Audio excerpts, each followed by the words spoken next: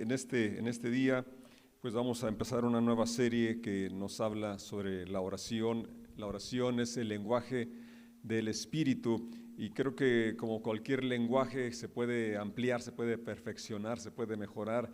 Yo les invito a que pudiéramos proponernos así, ¿verdad? Mejorar en nuestro tiempo de oración, nuestro lenguaje de oración, que sea más claro, más preciso. Como Pablo dijo, oraré con el Espíritu, oraré con entendimiento, pero oraré también con el Espíritu.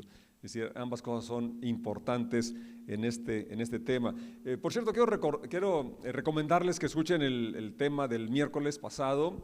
Los que no lo escucharon, ahí está a su disposición, también el de hace 8 días. La verdad que a mí me bendijeron mucho. El del domingo pasado, pues lo escuché 3 veces y en cada ocasión siempre llegaba algo fresco, algo nuevo a mi corazón, a mi espíritu. Así que yo les animo a que dispongamos de estos materiales que están allí, que Dios nos ha permitido compartir para edificar nuestra fe, nuestra confianza en Dios. Quiero iniciar leyendo Jeremías 33, verso 3. Clama a mí y yo te responderé y te enseñaré cosas grandes y ocultas que tú no conoces. Padre, damos gracias por esta invitación, por esta promesa que nos haces.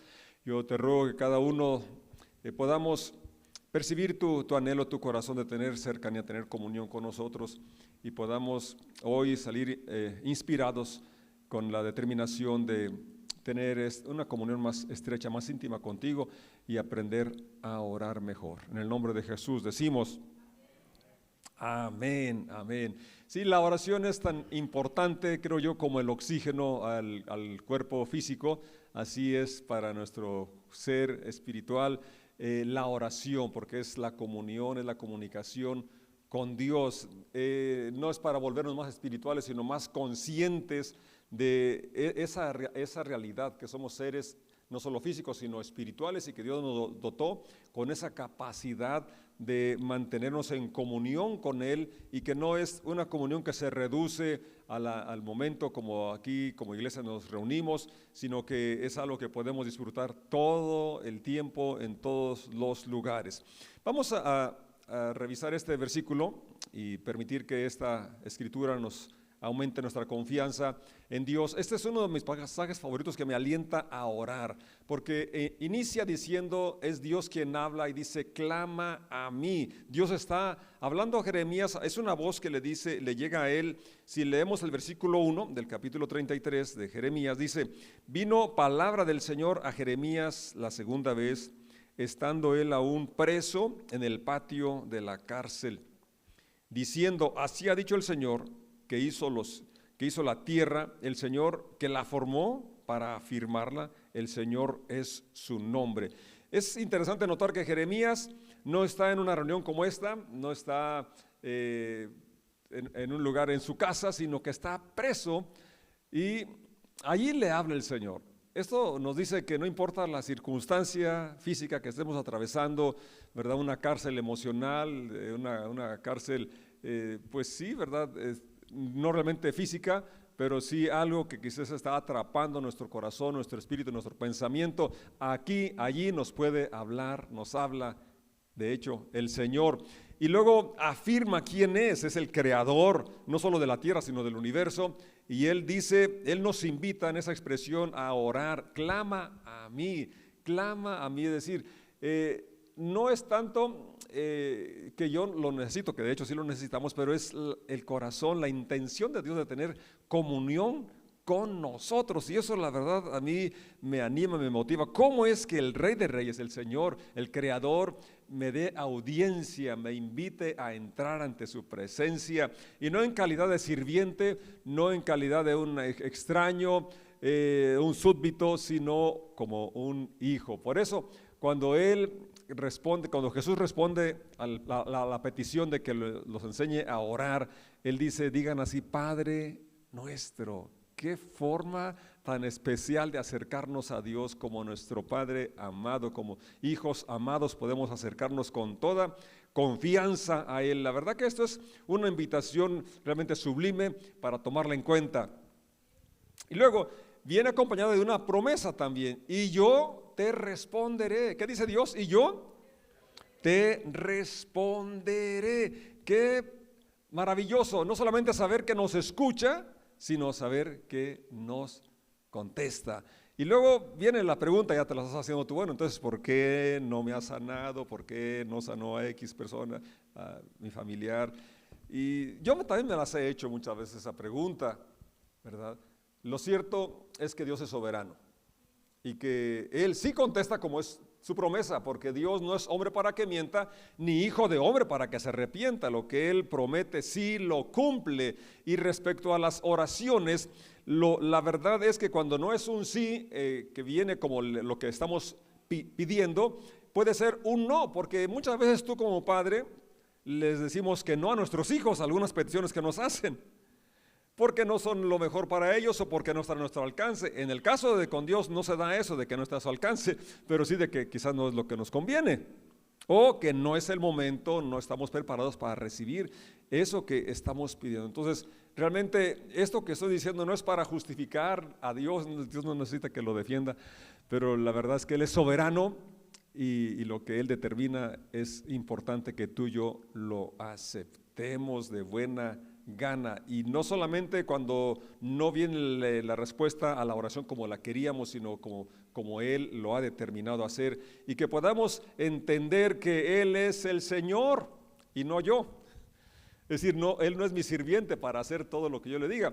Yo me sorprendo cuando escucho mis oraciones y generalmente son muy egoístas, porque Señor, sana a mi mamá, sana a mi papá, ayúdame a sembrar, ayúdame en el problema, ayúdame a resolver, a quitar las plagas, ayúdame, dame.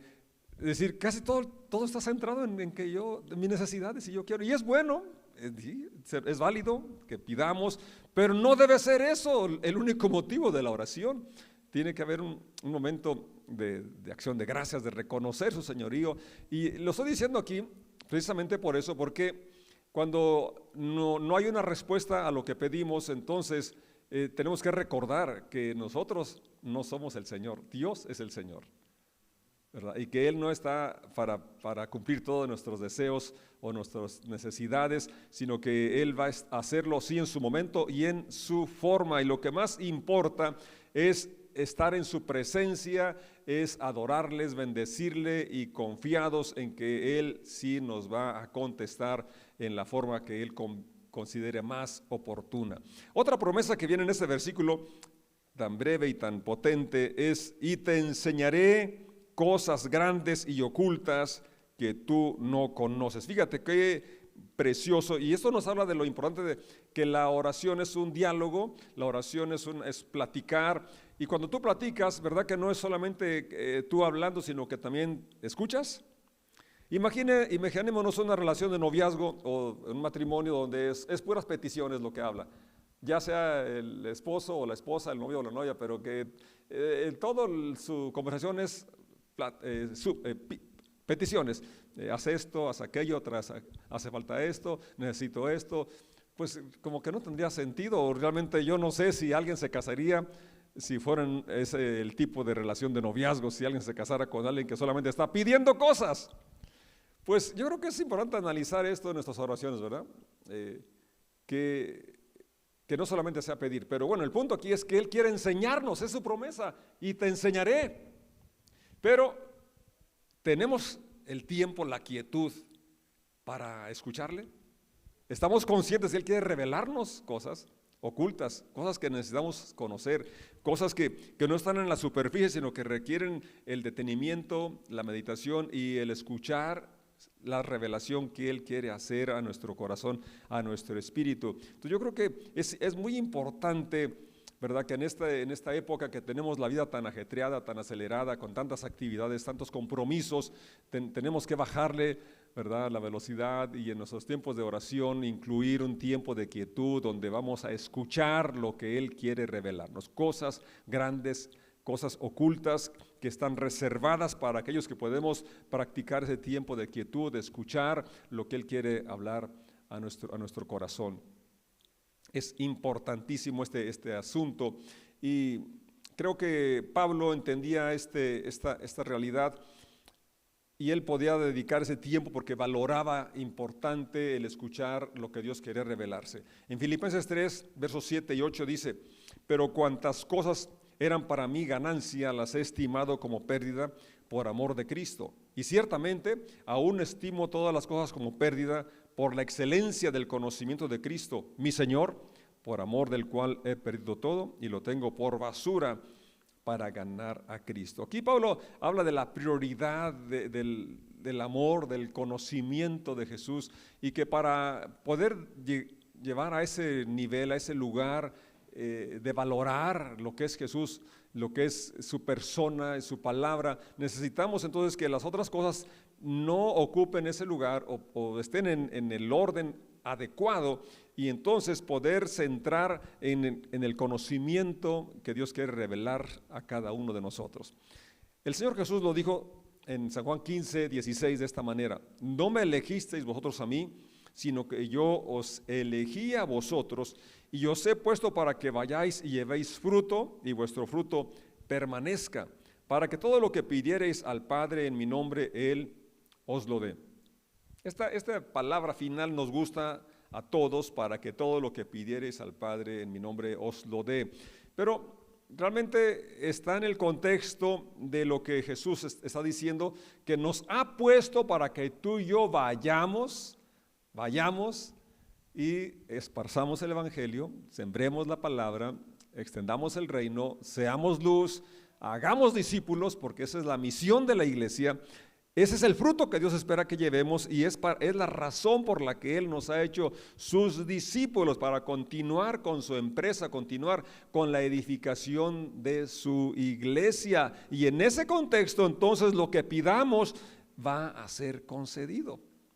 Es muy, muy preciosa esta promesa, ¿verdad? Pero sí es importante que nos ubiquemos, que es lo que Él nos va a revelar, es cómo ser eficaces en la extensión del evangelio, en el pescar hombres, en edificar la iglesia, en usar los dones, talentos que Él nos ha dado para bendecir a este mundo. Entonces ahí es la promesa que Jesús está dando: lo que pidiereis, todo lo que pidiereis al Padre en mi nombre, os lo dará. Yo creo que es bueno recordar lo que el Señor enseñó en Lucas 18, que es necesario orar siempre y no desmayar, porque la verdad, sobre todo cuando las oraciones no son contestadas de la forma que lo esperábamos, podemos desmayar en la oración. Y en esa parábola, esa enseñanza de Lucas 18, ¿verdad? El Señor no es un juez injusto, sino que es un padre amoroso que quiere lo mejor para sus hijos, pero la parte que nos corresponde es ser persistentes, insistentes, como aquella mujer, hasta que se le hizo justicia, hasta que recibió lo que estaba buscando. Entonces es necesario orar siempre y no desmayar. En Lucas 11 también se acercan los discípulos y le preguntan y le dicen: enséñanos a orar. Cuando Él regresa de orar, cuando él terminó, uno de sus discípulos le dijo: Señor, enséñanos a orar como también Juan enseñó a sus discípulos. Los apóstoles ya se les había comisionado para ir y sanar enfermos, para ir y predicar el evangelio, sabían la misión que tenían. Pero ellos no dijeron: Señor, enséñanos a hacer milagros, enséñanos a predicar. Ellos sabían que lo que les iba a ser eficaces en la extensión del evangelio, de predicar y de orar por enfermos y demás, era aprender a orar. Y Jesucristo les había modelado cómo orar en cuanto al tiempo y dedicación, pero ahora ellos querían saber cómo orar. Y de ahí viene la respuesta: ustedes van a orar así: Padre nuestro que estás en los cielos. Y si notamos, lo primero es la exaltación, el darle honra, el reconocimiento de esa relación que tenemos, y también de darle la adoración, la alabanza. Antes de las peticiones está el reconocimiento, nuestra relación. Nos acercamos a Él en calidad de hijos, y eso es lo más precioso, lo más maravilloso, que nos acercamos a Él en calidad de hijos amados, y no es un hijo, no es alguien solo, sino Padre nuestro, como familia, como hermanos, podemos acercarnos con toda confianza ante su presencia. Voy a darles 3 consejos muy prácticos para incrementar nuestro tiempo de oración o que sea más eficaz nuestro tiempo de oración. Y además de analizar esas porciones de Lucas 18, Lucas 11 y los demás temas que estaremos exponiendo en delante, es muy bueno que registremos nuestro tiempo de oración. ¿Cuántos minutos, cuánto tiempo dedicamos a orar? Porque si no anotamos, tomamos nota, nos imaginamos que somos, ¿verdad?, muy buenos, o que sí oramos mucho tiempo, y a veces los números sí son fríos, ¿verdad?, y ahí nos dicen la realidad del tiempo que oramos. Eso es muy importante. De esa manera podemos incrementar nuestro tiempo de comunión en oración con el Señor. Y luego, tener una lista de oraciones importante, personas que nos piden que oremos por ellos. Creo que muchas oraciones no son nada más de orarlas en un evento, en una reunión, sino de una forma constante estar orando por ellos. Yo les animo, les recomiendo que cuando escuchen aquí, cuando oramos por algunas personas, tomen nota del nombre de las personas, y en sus tiempos de oración vamos a estar clamando, vamos a unirnos a orar unos por otros en nuestros tiempos de oración. Hay situaciones también a nivel local o nacional que es bueno que oremos. Ahorita se avecinan las elecciones de presidente municipal y otros puestos de importancia. Entonces es bueno que como iglesia intercedamos, oremos por esas situaciones. Hay otros aspectos también constantes, como el asunto de las finanzas. La economía aquí ha estado apenas muy leve, levantándose, y hay familias que están en aprietos en situaciones de economía. La violencia es un tema muy triste, pero una realidad. Hace días leí que aquí, no sé si es Salamanca o Celaya, en Guanajuato, la ciudad más violenta a nivel mundial. Qué feo, ¿no? A nivel mundial, una de las ciudades más violentas está aquí en nuestro estado. Entonces, son temas que deben estar en nuestra lista de oración, de intercesión continua. La iglesia local y la iglesia universal, ¿verdad? Las situaciones que vivimos aquí en nuestra congregación y otras a nivel general, mundial, ¿verdad? La expansión del evangelio, las iglesias sanas, situaciones que necesitamos estar conscientes y se requiere la intercesión continua, constante de la iglesia. Esto nos ayuda a administrar el tiempo de oración, de intercesión, ¿verdad? Y vamos a estar dando más herramientas y animando a que podamos disfrutar de nuestro tiempo de oración. Es decir, que la oración no es una carga, la oración es un privilegio. La oración es tener acceso ante el trono de Dios, tener comunión con nuestro Padre amoroso. La oración es poner nuestra confianza en alguien que es capaz de no solo escucharnos, sino de contestar según nuestro texto con el cual hemos iniciado esta serie.